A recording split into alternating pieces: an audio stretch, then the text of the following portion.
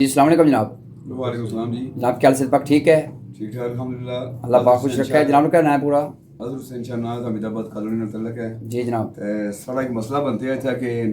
असां अपने ज़ाती तौर पर ही ग्रां ने बंदे की पाबंदी लाई हुई है फेरी लिया पर तक SP साहब की तरफ भी आर्डर है थाने को पता किया उन्होंने दसिया सी कि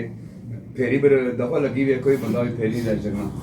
जिस वजह तो असां कोई हफ्ता 10 दिन तो फेरी नहीं रोकने पे हाँ 2-4 दफा मामला हुए हर एक से बंदे झगड़ा बनाया इस मामले वही असा फेरी लवासमा जबरदस्ती पुलिस की बुलाया तो पुलिस उस मामले में खास हल नहीं किया ऐसा मेरे साथ एहलियान इलाका कट्ठे हुए हैं पूरी कॉलोनी नुमाइंदगी मौजूद है इतना तो असा जिले में थाने दरखास्त देन भी तो असा पूरी कॉलोनी कार्रवाई कर तो असा इस मौके पर कायम है कि सारे रली मिली है जड़े फेरी लोग रोक कि हालात बड़े खराब हैं मुल्क का निज़ाम इसलिए ज़ाहिर है इसलिए हालात मुल्क में ऐसे इनके था चोरी डकैती हर तरह मामला होने पे और सारी तो बड़ी गल है कि SP साहब की तरफों पाबंदी भी है फेरी अवाम इलाका अपनी मदद आपने दिया तो नहीं रोकने SHO साहब ने साड़ी गल हुई तो उन्होंने है कि फेरी लेके रोको तो पुलिस लेके बुलाया कर तो आई जाकर पुलिस आज ड्यूटी नहीं दे सकनी लिहाजा अवाम नाल तावन करें अवाम तावन करने की कोशिश की है लेकिन इलाके ने कोई लोग धमकियां भी देने तो लिहाजा से सारे सब इकट्ठे हुए हैं थाने में जैसा आज तो इलाके के सारे लोगों की अर्ज कर सके अगर तुम कोई फेरी बंदे हमदर्दी है तो साढ़ा कुछ कोई दुश्मनी नहीं सो अपने ग्रां खड़ो उसकी फेरी लो जिस तरह मर्जी है साढ़े ग्रां में साड़ी मर्जी ने फेरी लगसी अगर कोई बंदा कम करसी तो साढ़े ग्रां ने बंदे इजाजत देसन तो कम करसी वरना तो हलिया ने इलाका कोई मर्जी तो बगैर कोई बंदा फालतू से कम नहीं करी सकना फिर खास कर कुछ बंदे ऐसे हैं जो मशकूक असा दो पोड़े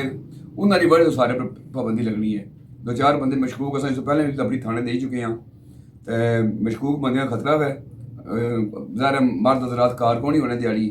तो फेरी ले करिए फिरने इन्हें चंगे माड़े हर तरह लोग लिहाजा से पाबंदी कायम रख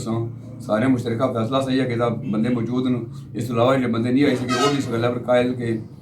फेरी वाला बंदे फेरी पर बंदी होनी चाहिए फेरी नहीं लगनी चाहिए कानूनी जी जनाब सोचे कह लो जनाब इन्हां गल्लां बिल्कुल जी कह ला तो असां पक्के भी रेसा इंशाअल्लाह जेड़ा फेरी वाला सी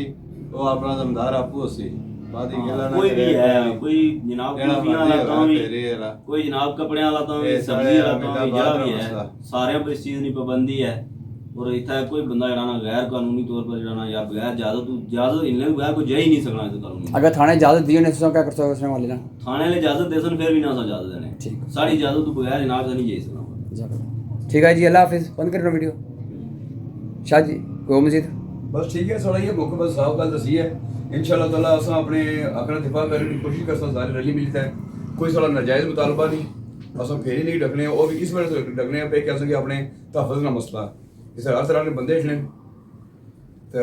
फेरी वाले बंदे पर उधर बंदा फिर नजर नहीं रखे रंग बन के बंदा फेरी लाना है लिहाजा अस भरपूर कोशिश कर सकें अपने हक का दिफा करा तो इससे जड़ी मुश्किल इसलिए सामना करने की कोशिश कर सकते मैं जनाब तो समझ 24 घंटे आ जाना जितना तुम्हें बुला मैं इंशाल्लाह तुम्हें हेल्प बहुत शुक्रिया जनाब असा वैसे साफियों ने बड़े शुक्रगुजार हैं कि उन्होंने हर मामले की उठाने की बड़ी मदद की है कोई भी मसला मसाइल हो जाता है साफी हजरात उसकी हाईलाइट किया तब तुम जो और साफी ज़्यादा पूछने उन्हें की सो प्रोग्राम दियो तुम भी इसने वाले सोशल मीडिया पर खबर चलाई सुनने वाले साड़ी सारे तो यह गुजारिश है कि दोस्तों भी जेड़ा भी काम है तुसा साफी माशरे नहीं अख होना अगर तुसा खबर दे सो लोगों पता रख सी क्या होना पिया हमारी तजवीज़ है मैं सारे इलाके से है कि हर बंदा अपने इलाके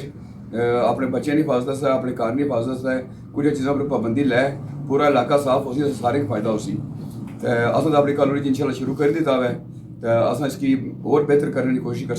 तो बाकी लोगों की भी यह गुजारिश है कि अपने अपने मामलात रली मिलता अपने इलाके उसकी ठीक करने की कोशिश करो बड़ी मेहरबानी जनाब जज़ाकल्लाह।